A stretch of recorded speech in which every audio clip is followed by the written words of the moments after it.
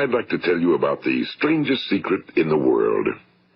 Some years ago, the late Nobel Prize-winning Dr. Albert Schweitzer was being interviewed in London, and a reporter asked him, "Doctor, what's wrong with men today?"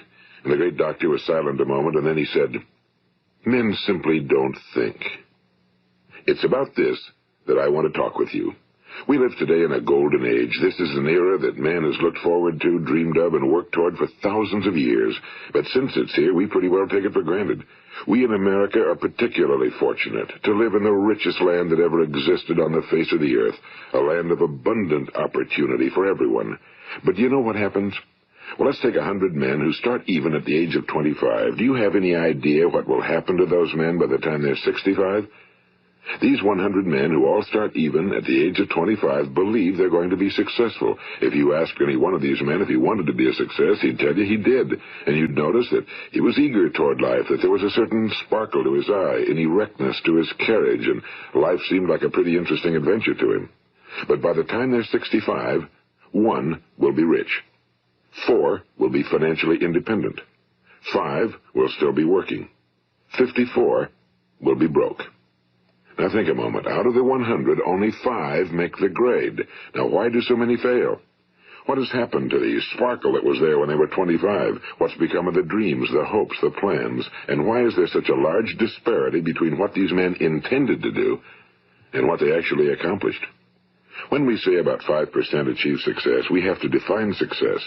And here's the best definition I've ever been able to find. Success is the progressive realization of a worthy ideal.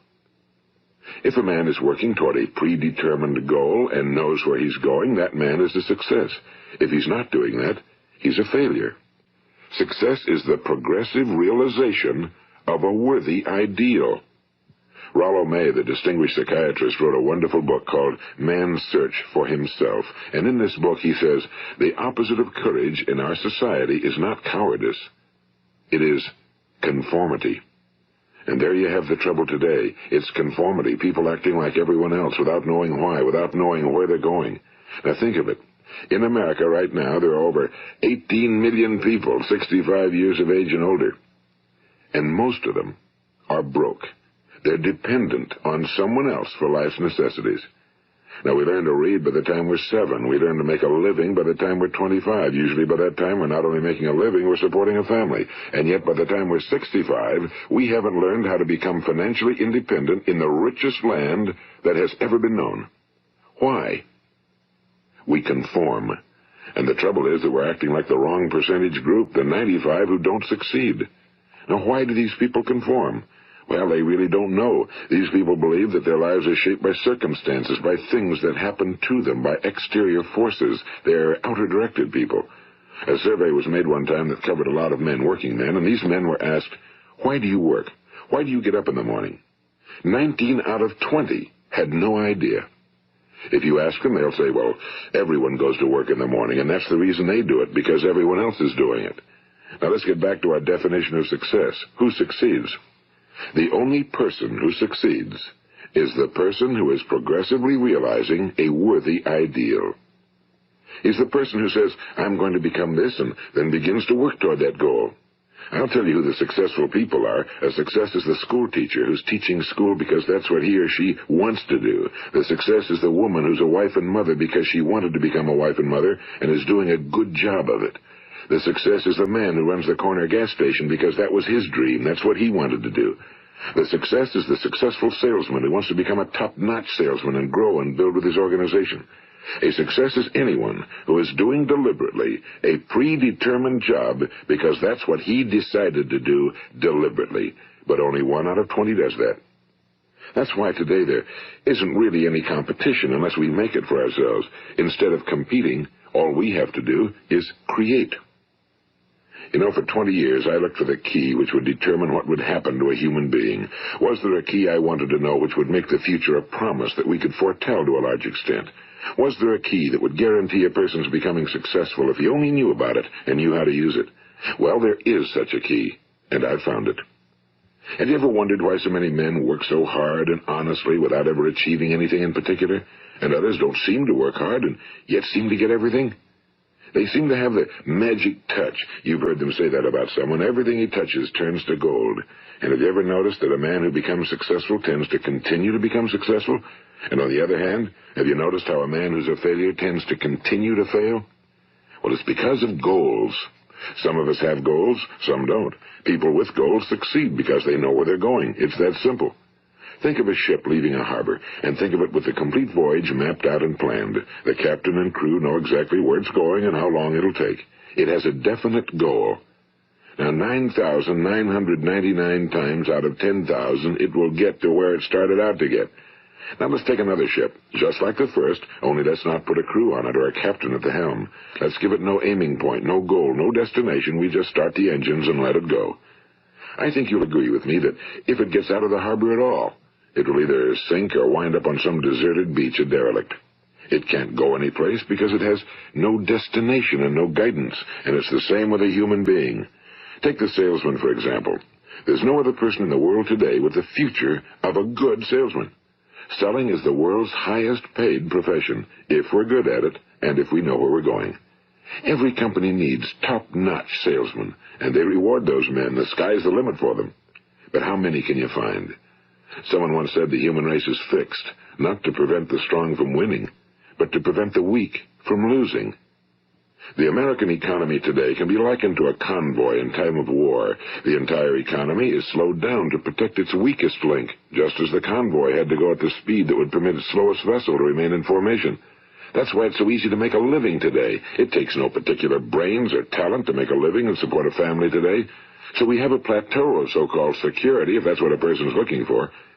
But we do have to decide how high above this plateau we want to aim. Now let's get back to the strangest secret in the world, the story that I wanted to tell you today.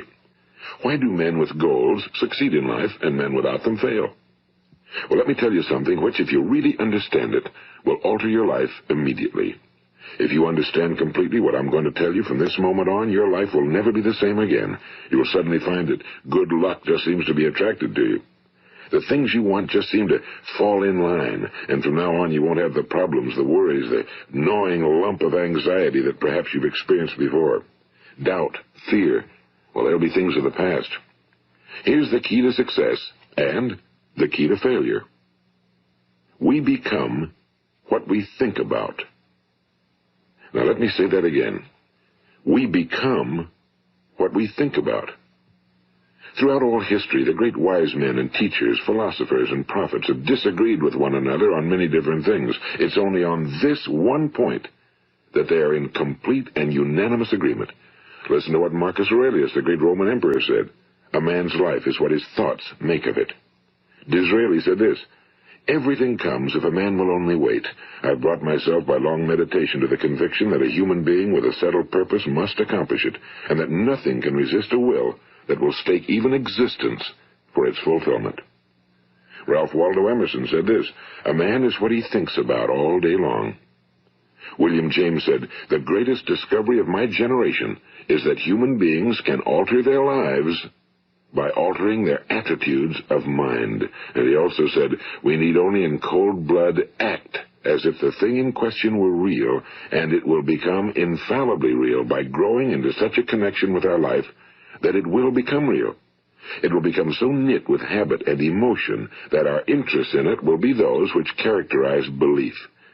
And he also said, if you only care enough for a result, you will almost certainly attain it.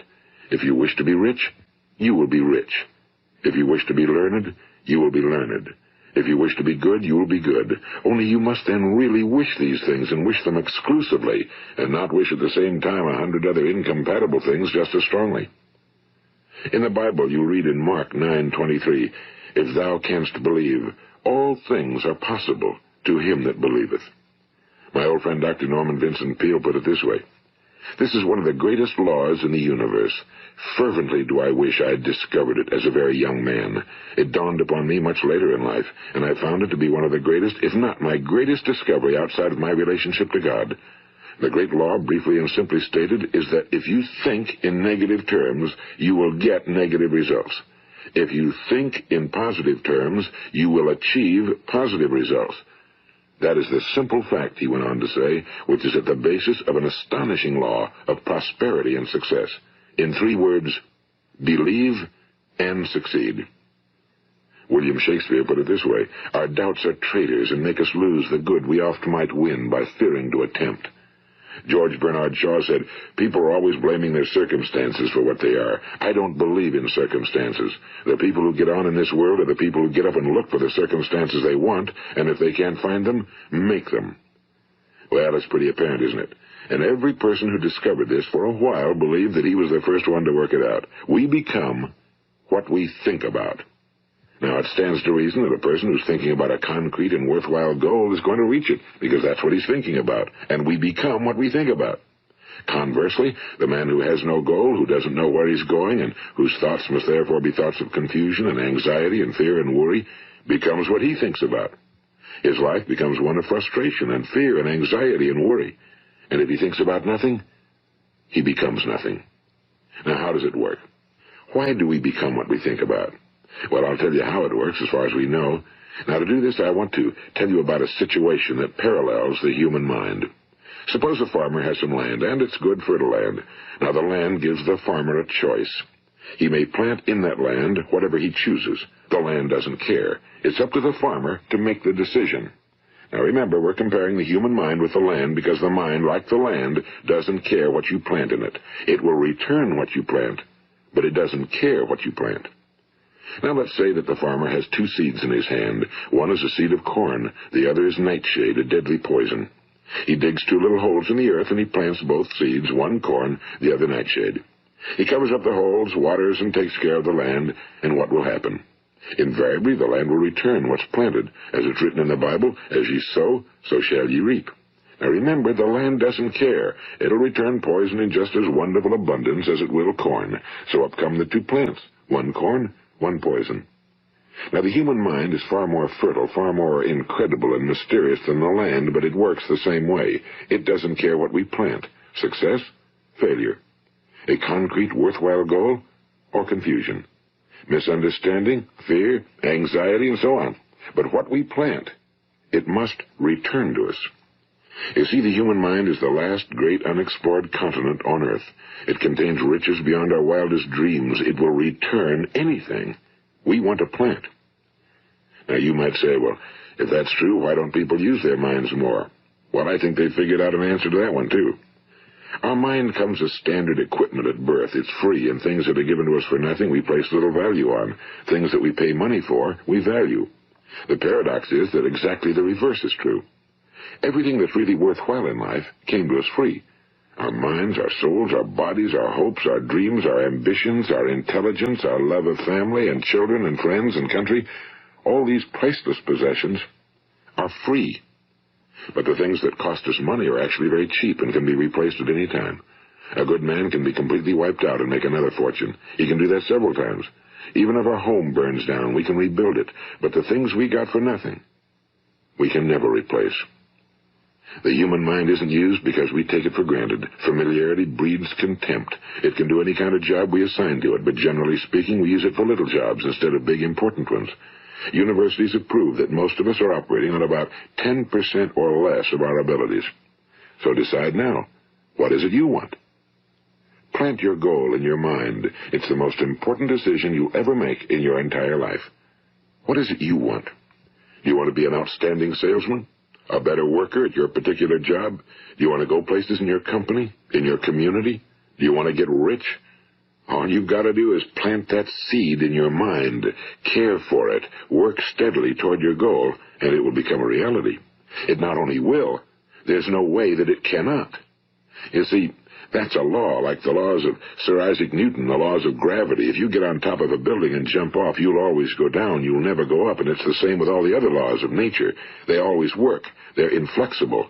Think about your goal in a relaxed, positive way. Picture yourself in your mind's eye as having already achieved this goal. See yourself doing the things you will be doing when you've reached your goal. Ours has been called the phenobarbital age, the age of ulcers and nervous breakdowns and tranquilizers. At a time when medical research has raised us to a new plateau of good health and longevity, far too many of us worry ourselves into an early grave trying to cope with things in our own little personal ways without learning a few great laws that will take care of everything for us. These things we bring on ourselves through our habitual way of thinking. Every one of us is the sum total of his own thoughts. He is where he is because that's exactly where he really wants to be, whether he'll admit that or not. Each of us must live off the fruit of his thoughts in the future, because what you think today and tomorrow, next month and next year, will mold your life and determine your future.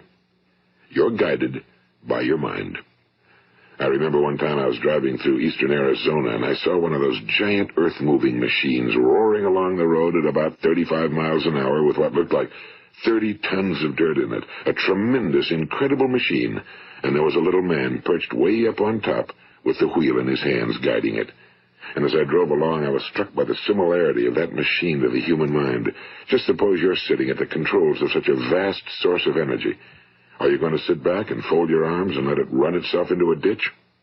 Or are you going to keep both hands firmly on the wheel and control and direct this power to a specific, worthwhile purpose? It's up to you. You're in the driver's seat. You see, the very law that gives us success is a two-edged sword. We must control our thinking. The same rule that can lead a man to a life of success, wealth, happiness, and all the things he ever dreamed of for himself and his family. That very same law can lead him into the gutter. It's all in how he uses it, for good or for bad. This is the strangest secret in the world. Now, why do I say it's strange, and why do I call it a secret? Actually, it isn't a secret at all. It was first promulgated by some of the earliest wise men, and it appears again and again throughout the Bible, but very few people have learned it, understand it. That's why it's strange, and why for some equally strange reason it virtually remains a secret. I believe that you could go out and walk down the main street of your town and ask one man after another what the secret of success is, and you probably wouldn't run into one man in a month who could tell you. Now, this information is enormously valuable to us if we really understand it and apply it.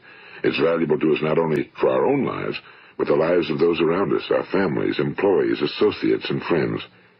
Life should be an exciting adventure. It should never be a bore. A man should live fully, be alive. He should be glad to get out of bed in the morning. He should be doing a job he likes to do because he does it well. One time I heard Grove Patterson, the great late editor-in-chief of the Toledo Daily Blade, make a speech, and as he concluded his speech, he said something I've never forgotten. He said, "My years in the newspaper business have convinced me of several things. Among them, that people are basically good, and that we came from someplace, and we're going someplace. So we should make our time here an exciting adventure. The architect of the universe didn't build a stairway leading nowhere." And the greatest teacher of all, the carpenter from the plains of Galilee, gave us the secret time and time again. As ye believe, so shall it be done unto you. I've explained the strangest secret in the world and how it works. Now, on this side, I want to explain how you can prove to yourself the enormous returns possible in your own life by putting this secret to a practical test. I want you to make a test that will last 30 days. It isn't going to be easy, but if you'll give it a good try, it will completely change your life for the better. Now, back in the 17th century, Sir Isaac Newton, the English mathematician and natural philosopher, gave us some natural laws of physics which apply as much to human beings as they do to the movement of bodies in the universe. And one of these laws is that for every action, there is an equal and opposite reaction. Simply stated, as it applies to you and me, it means we can achieve nothing without paying the price. The results of your 30-day experiment will be in direct proportion to the effort you put forth. To be a doctor, you must pay the price of long years of difficult study. To be successful in selling, and remember that each of us succeeds to the extent of his ability to sell. Selling our families on our ideas, selling education in schools, selling our children on the advantages of living the good and honest life, selling our associates and employees on the importance of being exceptional people. To, of course, the profession of selling itself. But to be successful in selling our way to the good life, we must be willing to pay the price. Now, what is that price? Well, it's many things. First, it's understanding emotionally, as well as intellectually, that we literally become what we think about, that we must control our thoughts if we're to control our lives. It's understanding fully that as ye sow, so shall ye reap. Second, it's cutting away all fetters from the mind and permitting it to soar as it was divinely designed to do. It's the realization that your limitations are self-imposed and that the opportunities for you today are enormous beyond belief. It's rising above narrow-minded pettiness and prejudice.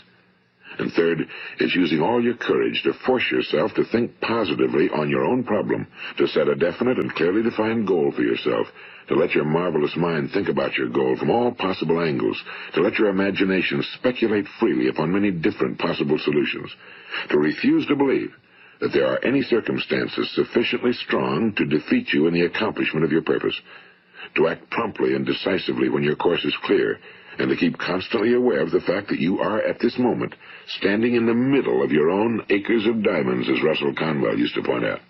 And fourth, save at least 10% of every dollar you earn. It's also remembering that no matter what your present job, it has enormous possibilities, if you're willing to pay the price. Now let's just go over the important points in the price each of us must pay to achieve the wonderful life that can be ours. It is, of course, worth any price. 1. You will become what you think about. 2. Remember the word imagination and let your mind begin to soar. 3. Courage. Concentrate on your goal every day. 4. Save 10% of what you earn. And 5. Action. Ideas are worthless unless we act on them. Now, I'll try to outline the 30-day test I want you to make. Keep in mind that you have nothing to lose by making this test and everything you could possibly want to gain. There are 2 things that may be said of everyone. Each of us wants something, and each of us is afraid of something. I want you to write on a card what it is you want more than anything else. It may be more money. Perhaps you'd like to double your income or make a specific amount of money. It may be a beautiful home. It may be success at your job. It may be a particular position in life. It could be a more harmonious family. Each of us wants something. Now write down on your card specifically what it is you want. Make sure it's a single goal and clearly defined.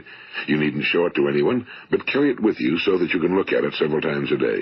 Think about it in a cheerful, relaxed, positive way each morning when you get up, and immediately you have something to work for, something to get out of bed for, something to live for. Look at it every chance you get during the day and just before going to bed at night.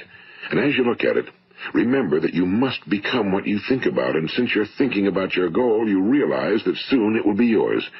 In fact, it's yours really the moment you write it down and begin to think about it. Look at the abundance all around you as you go about your daily business. You have as much right to this abundance as any other living creature. It's yours for the asking. Now we come to the difficult part. Difficult because it means the formation of what is probably a brand new habit, and new habits are not easily formed. Once formed, however, it will follow you for the rest of your life. Stop thinking about what it is you fear. Each time a fearful or negative thought comes into your consciousness, replace it with a mental picture of your positive and worthwhile goal. And there will come times when you'll feel like giving up. It's easier for a human being to think negatively than positively. That's why only 5% are successful. You must begin now to place yourself in that group. For 30 days, you must take control of your mind. It will think about only what you permit it to think about. Each day for this 30-day test, do more than you have to do. In addition to maintaining a cheerful, positive outlook, give of yourself more than you've ever done before. Do this knowing that your returns in life must be in direct proportion to what you give. The moment you decide on a goal to work toward, you're immediately a successful person. You are then in that rare and successful category of people who know where they're going. Out of every 100 people, you belong to the top 5. Don't concern yourself too much with how you're going to achieve your goal. Leave that completely to a power greater than yourself. All you have to do is know where you're going. The answers will come to you of their own accord and at the right time. Remember these words from the Sermon on the Mount, and remember them well. Keep them constantly before you this month of your test. Ask, and it shall be given you. Seek, and ye shall find. Knock, and it shall be opened unto you. For every one that asketh receiveth, and he that seeketh findeth, and to him that knocketh it shall be opened. It's as marvelous and as simple as that. In fact, it's so simple that in our seemingly complicated world, it's difficult for an adult to understand that all he needs is a purpose and faith. For 30 days, Do your very best. If you're a salesman, go at it as you've never done before, not in a hectic fashion, but with the calm, cheerful assurance that time well spent will give you the abundance in return you deserve and want. If you're a homemaker, devote your 30-day test to completely giving of yourself without thinking about receiving anything in return, and you'll be amazed at the difference it makes in your life. No matter what your job, do it as you've never done it before for 30 days. And if you've kept your goal before you every day, you'll wonder and marvel at this new life you've found. Dorothea Brand, the outstanding editor and writer, discovered it for herself and tells about it in her fine book, Wake Up and Live. Her entire philosophy is reduced to the words, act as though it were impossible to fail.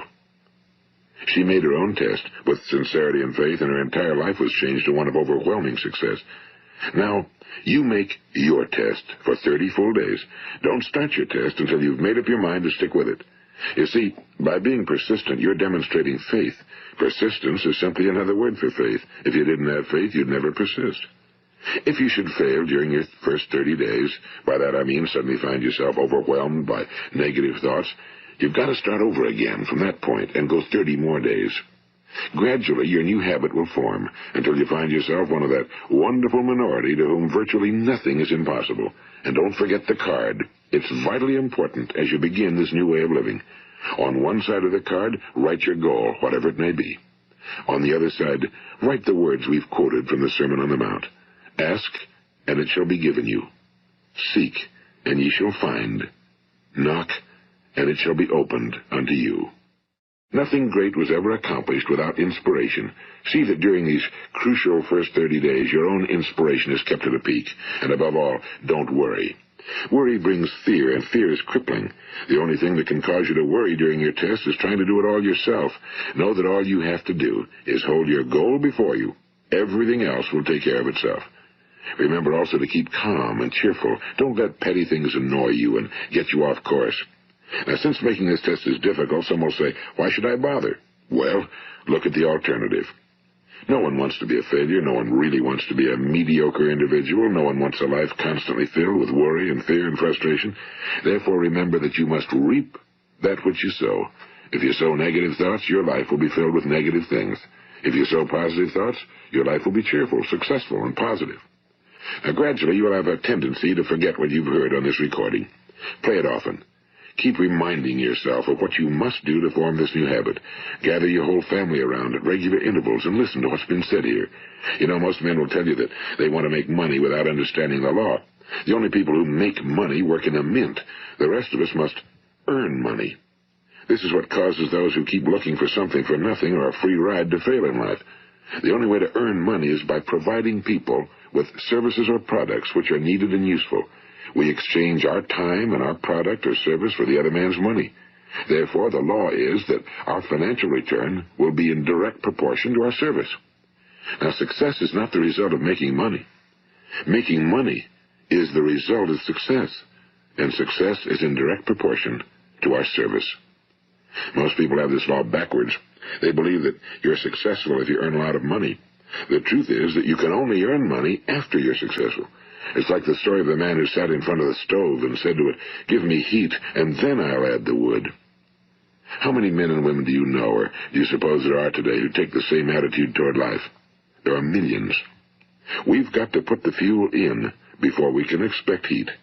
Likewise, we've got to be of service first before we can expect money. Don't concern yourself with the money. Be of service, build, work, dream, create. Do this, and you'll find there's no limit to the prosperity and abundance that will come to you. Prosperity, you know, is founded upon a law of mutual exchange. Any person who contributes to prosperity must prosper in turn himself. Sometimes the return will not come from those you serve, but it must come to you from someplace, because that's the law. For every action, there is an equal and opposite reaction. As you go daily through your 30-day test period, remember that your success will always be measured by the quality and quantity of service you render, and money is a yardstick for measuring this service. No man can get rich himself unless he enriches others. Now, there are no exceptions to a law. You can drive down any street in America and from your car estimate the service that's being rendered by the people living on that street. Had you ever thought of this yardstick before? It's interesting. Some, like ministers and priests and other devoted people, measure their returns in the realm of the spiritual, but again, their returns are equal to their service. Once this law is fully understood, any thinking person can tell his own fortune. If he wants more, he must be of more service to those from whom he receives his return. If he wants less, he has only to reduce his service. This is the price you must pay for what you want. If you believe you can enrich yourself by deluding others, you can end only by deluding yourself. It may take some time, but just as surely as you breathe, you'll get back what you put out. Don't ever make the mistake of thinking you can avert this. It's impossible. The prisons and the streets where the lonely walk are filled with people who tried to make new laws just for themselves. We may avoid the laws of man for a while, but there are greater laws that cannot be broken. An outstanding medical doctor recently pointed out 6 steps that will help you realize success. 1. Set yourself a definite goal. 2. Quit running yourself down. 3. Stop thinking of all the reasons why you cannot be successful and instead think of all the reasons why you can. 4. Trace your attitudes back through your childhood and try to discover where you first got the idea you couldn't be successful, if that's the way you've been thinking. 5. Change the image you have of yourself by writing out a description of the person you would like to be. And 6. Act the part of the successful person you have decided to become. The doctor who wrote those words is a noted West Coast psychiatrist, Dr. David Harold Fink. Do what the experts since the dawn of recorded history have told you you must do. Pay the price by becoming the person you want to become. It's not nearly as difficult as living unsuccessfully. Make your 30-day test, then repeat it again, and each time it will become more a part of you until you'll wonder how you could ever have lived any other way. Live this new way, and the floodgates of abundance will open and pour over you more riches than you may have dreamed existed. Money? Yes, lots of it. But what's more important, you'll have peace. You'll be in that wonderful minority who lead calm, cheerful, successful lives. Start today. You have nothing to lose, but you have a whole life to win. This is Earl Nightingale, and thank you.